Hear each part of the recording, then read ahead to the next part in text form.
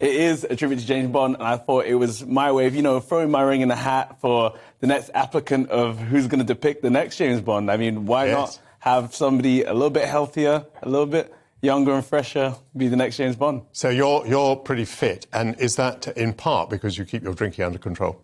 Yes, I think my fitness obviously comes from a range of stuff, as getting a good diet, good sleep, and obviously drinking under control. So in my book, Your Health in Your Hands, I do mention how to drink in moderation, and I actually put there the certain drinks and how many units there are, just to break it down for people, because for the average man, you shouldn't be drinking more than 14 units a week, and this should be split over 3 days.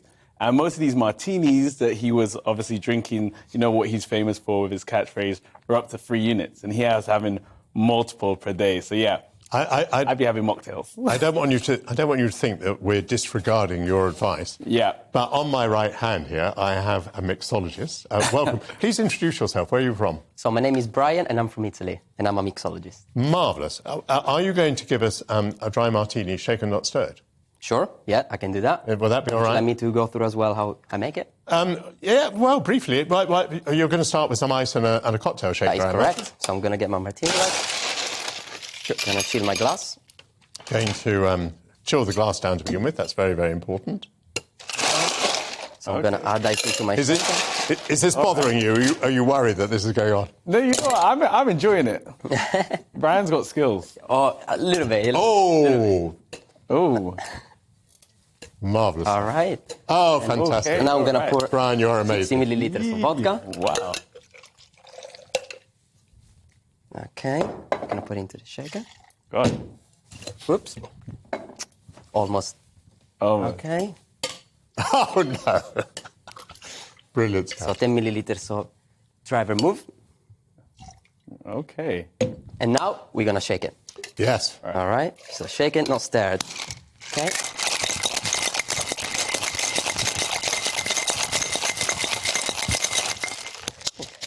That's enough. All right. So I'm going to remove the ice. Now the martini is nice and chilled. And I'm going to strain it into the martini glass. So as you see, now this cocktail is shaken, so it comes like a little bit cloudy. So, and also there is a little pieces of ice inside, because in the movie they don't strain the drink, they just strain it like that. Right. So and there's a big difference between shaken and stirred, is there? It is not so much. It's just these little details that I just explained is what I see the difference in between the shaken and stirred. Then we're gonna garnish with the lemon zest. Ooh. Oh. All right, so we're going to release essential oil. Going to drop it in. Boom. Boom. Very good, bro. How many units is that? I think that would probably be about 3-ish units, I think, for just one of those. And just remind me, how many a day, how many a week? 14 a week, was it? Yeah, and this should be spread over at least 3 days. So you shouldn't be just drinking 14 within the hour and being like, yeah, I'm good for the week, because that's binge drinking, so we don't encourage that. But yeah, I'm sure it would taste brilliant and whatnot, but the amount he was drinking, he wouldn't be able to steady a gun, let alone stand up. Do you know something I find very interesting is the way in which we have banned smoking from public display for very understandable reasons, but not drink. Now, for example, I do a lot of documentaries, and of course, I would never dream of smoking on screen. I don't smoke anyway. But they get very uptight if I even touch an historic pipe, or if I refer to an ashtray or to a cigar, let alone actually smoking one. But I'm perfectly entitled, apparently, to drink a glass of wine, have a cocktail, have a beer. So there's a very different attitude by, as it were, the authorities to what we show on our screens, alcohol and smoking.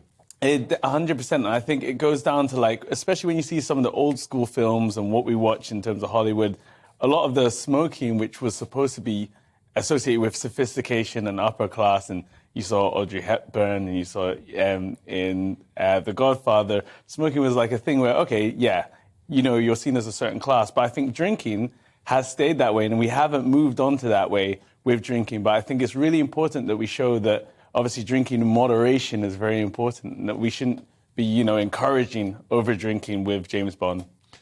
Brian, would you mind passing that over, please? All right. Thank you very much indeed.